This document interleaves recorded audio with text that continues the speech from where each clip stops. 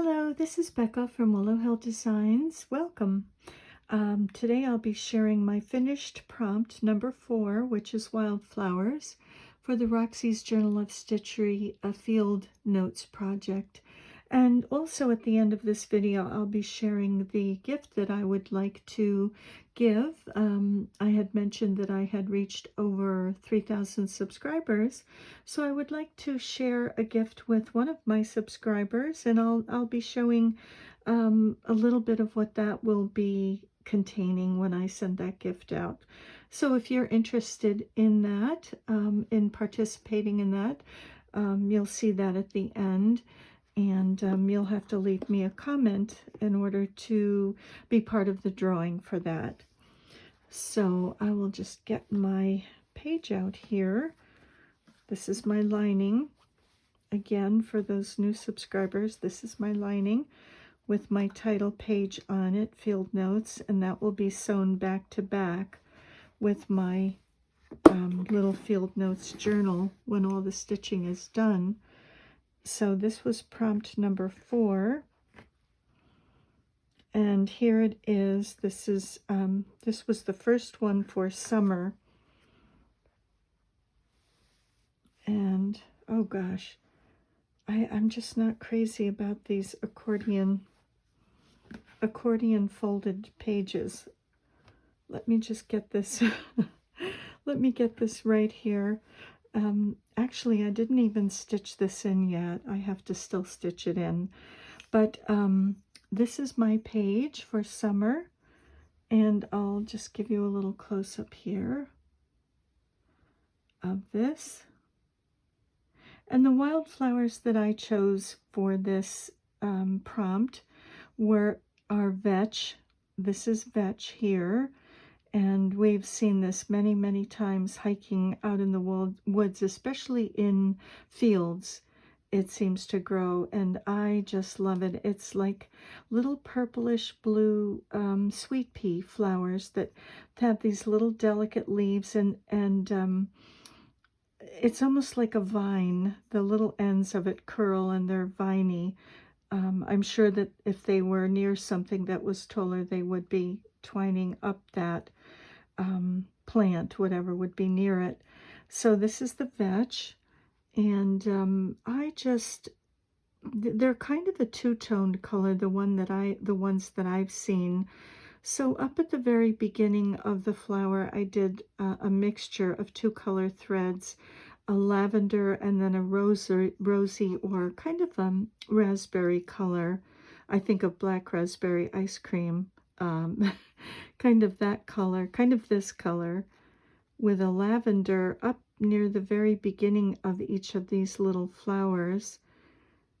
And then for the bottom part of the flower, which are more of a purpley blue, maybe an indigo color, I used a darker purple and a lavender, just to kind of give it that two-tone look that they have, that vetch has. And because there were lots of flowers clustered together here, I did a little bit of stitching with a one strand of brown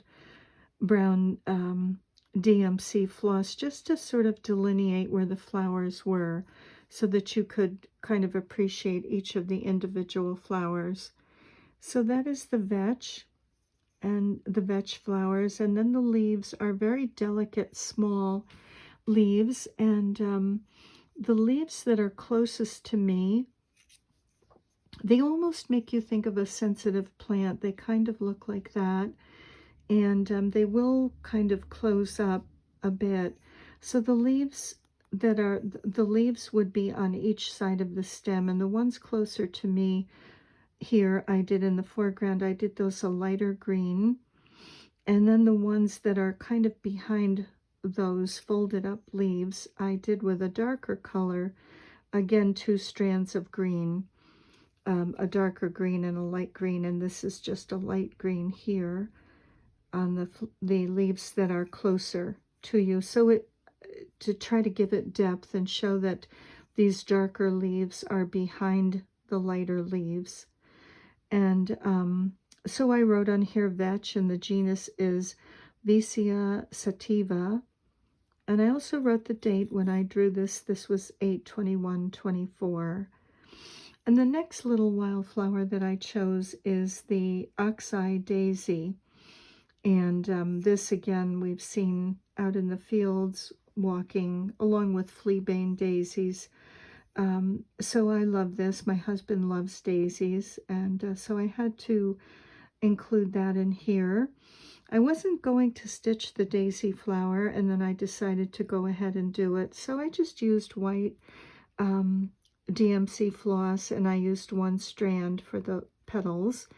And then in the center of the daisy, I just kind of laid down a foundation of yellow, a little bit lighter yellow, straight stitches coming into the center.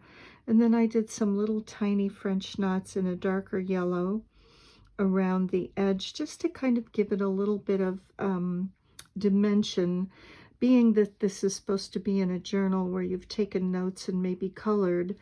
I didn't want to do any turkey work or anything like that to make it dimensional or have some relief. I thought I would just try to keep it as if I had colored in the page.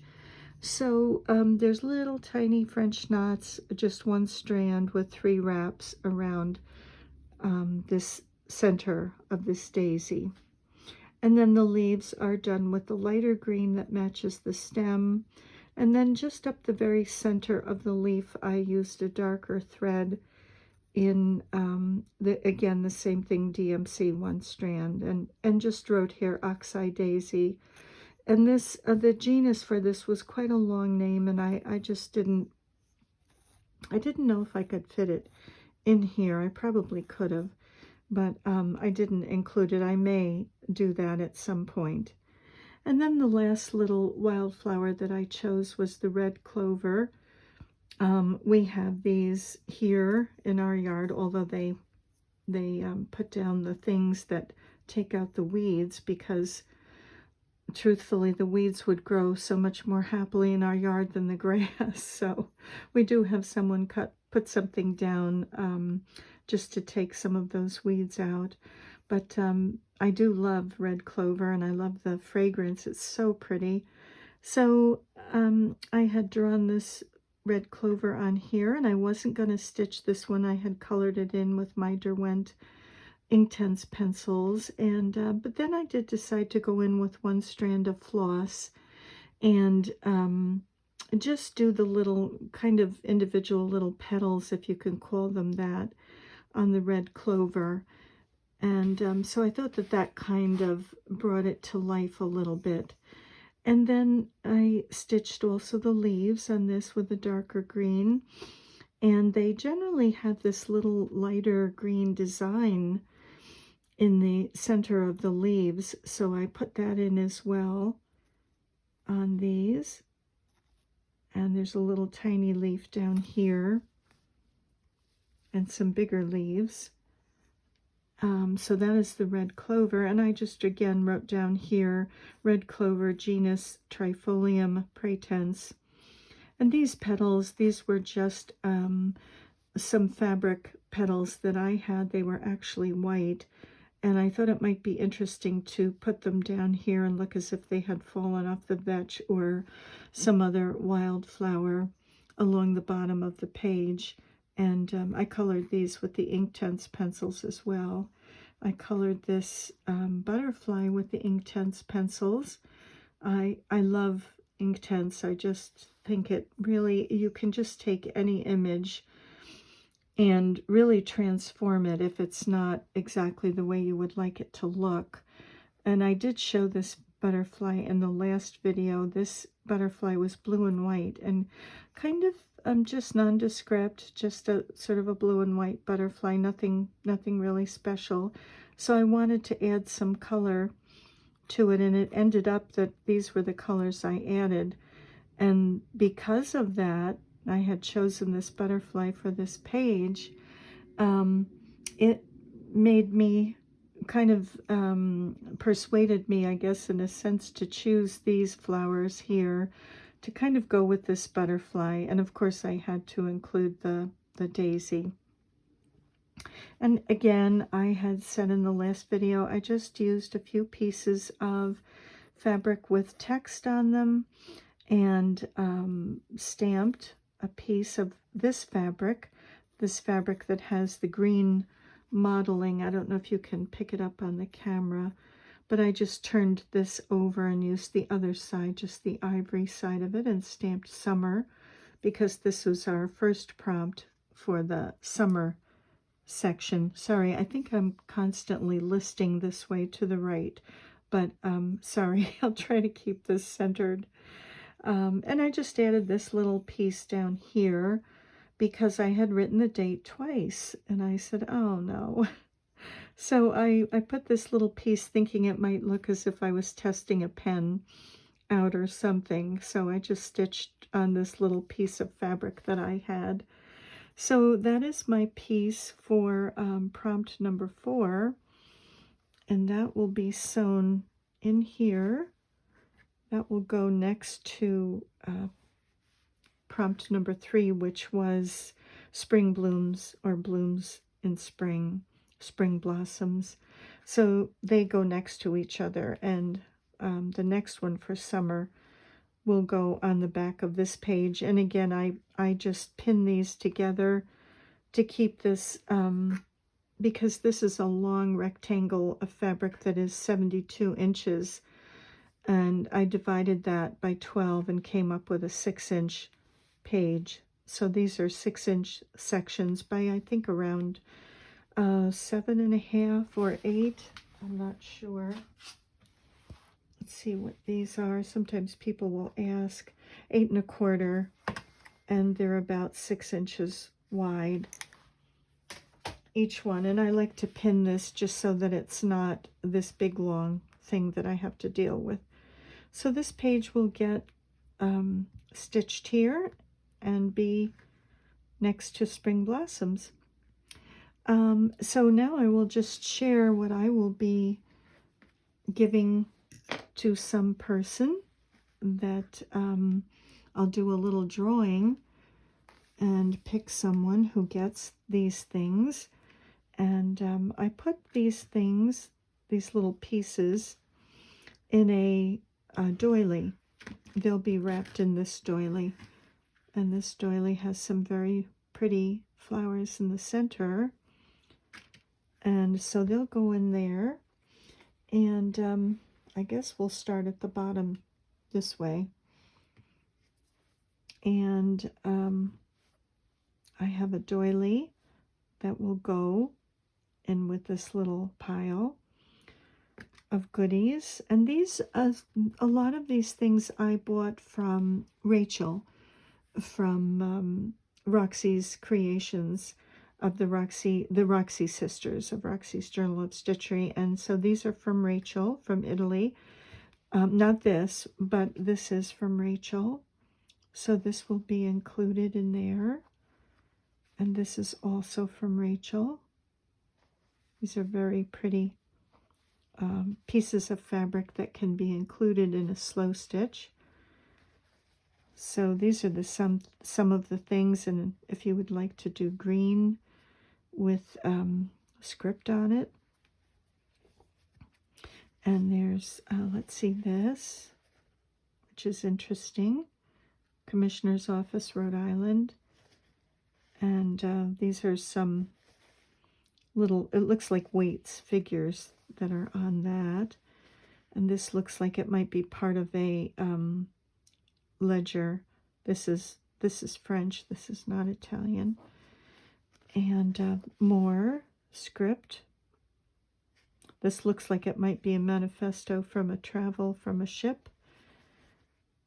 And again, some more little interesting pieces from Rachel that I thought might be fun to include in your slow stitching. This is a little piece of linen with some figures on it. Not quite sure what that all is. This is an interesting image. That might be pretty on something. And here's another. And another. Not quite, I guess that goes like that. Almost looks like a crest of some sort. I think it looks like, this looks like the clock in Beauty and the Beast, if you hold it that way, doesn't it? Looks like a face, but I'm not sure really. I think it goes that way. That looks like a fleur-de-lis. So that's interesting. And this pretty piece, this is interesting as well. And some more little, this looks like it might have been from a syllabario or a dictionary. Some little text on there and some more interesting text. This is Italian, most definitely. So that's interesting. And another doily, like the first one.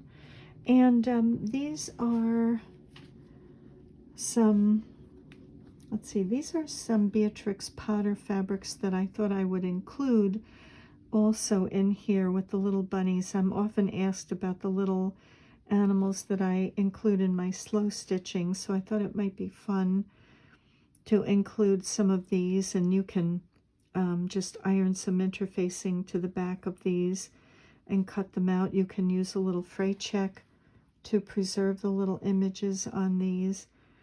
And this is almost like a little storybook, Flopsy Mopsy and Cottontail, if you know the Peter Rabbit story. And I thought this was kind of pretty. I thought that this would go also maybe along with that. And this red gingham is from that same Beatrix Potter line of fabric. So that will also be in there. And then this fabric, this is a very heavy weight. This is a, it feels linen-y to me. It's a woven type of fabric. It's an upholstery fabric. Matter of fact, I'm going to be using some in my sewing room here.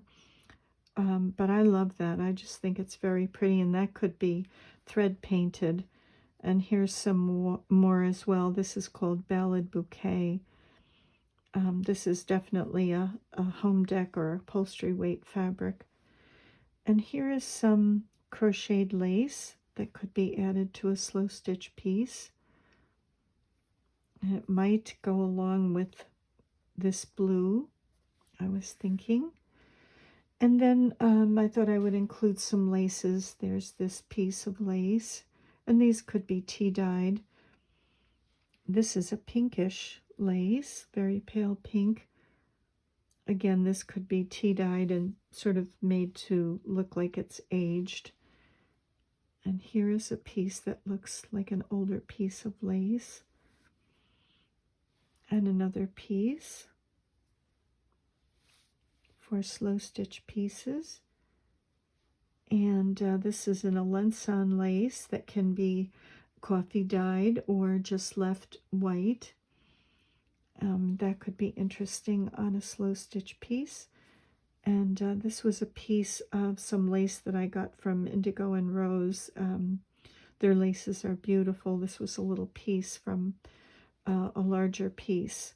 So all of these will go into the gift that I will be giving to someone, and I'll probably be throwing a few more things in there. I didn't have time to coordinate everything together, but this will be the gift given to someone, some lucky subscriber. So just leave me a comment of some sort, and I think maybe we will keep it open until, say, the 15th of September, and I will take all of those comments and I will put them in a hat. I will do it the old-fashioned way, since I don't really know how to do the random generator, random number generator. So leave me a comment and I will put your YouTube name in a jar or a hat, a basket, and I told my little grandson Easton that he could choose the winner, so we'll let Easton do that. So anyway, thank you very much for joining me today. I'll be happy to share that gift with someone. And I'll just leave you with this image. I'll do another little close-up here of, I should fold that away. I'll do another little close-up of summer's first prompt. It's funny, we're kind of ending summer here, but pretty soon we'll be into the fall prompts, which will be really fun. It's one of my most favorite times of the year, although I have to say I love all the seasons. I love them all. So thank you for joining me today, and I'm wishing you many blessings, and I'll say bye for now. I just thought I would share this little story because of this wildflower page. This really brought back some wonderful memories for me. And this page is very near and dear to my heart because we would go hiking in the woods just about every weekend, all summer long, right through fall. And we would always take my mom with us, the kids. We'd all pile into the car and we'd go for rides out in the woods. My husband knew all of these wonderful places to go. And we'd be driving along these dirt roads and kind of just gravelly roads out in the wilderness in the mountains. And we'd be driving along slowly because we didn't want to miss seeing anything. One time we actually saw a moose, which was wonderful, and something that was on my bucket list. And but my mother would see a color, and she'd say to my husband, "Oh, I saw something yellow back there. Do you mind? Could we look at it?" And of course, he would always put the car in reverse and go back. We'd look at it, and sure enough, it was something wonderful because she knew all of her wildflowers. And so we would actually get out and we would dig up just one of the little species of whatever it was. And we would take a paper towel and wet it with the cooler. We'd, put a little bit of water on the paper towel, wrap the roots carefully, and then place it in a cup. And we'd finish our ride, but we'd be very careful with this little plant that was now traumatized because it was dug up. But we would take it and get it home to my mom, and my mom would always take it and add it to her garden. And she had a beautiful garden of wildflowers and cultivated flowers. But this page in particular just brought back such happy memories. And so I thought I would share that with you. Some of our wonderful adventures out in the mountains, finding gorgeous wildflowers. And many times we'd find grapevine growing, and my mom and the kids and I would all my husband would cut a length of the grapevine, and we would wrap it. I mean, you could buy grapevine wreaths, but we would make our own always. And so that was fun. And also picking bittersweet. We'd bring some bittersweet branches home. Now I have bittersweet growing in my own yard. But yeah, just some wonderful, happy memories that I thought I would share. So thanks again. See you in the next video.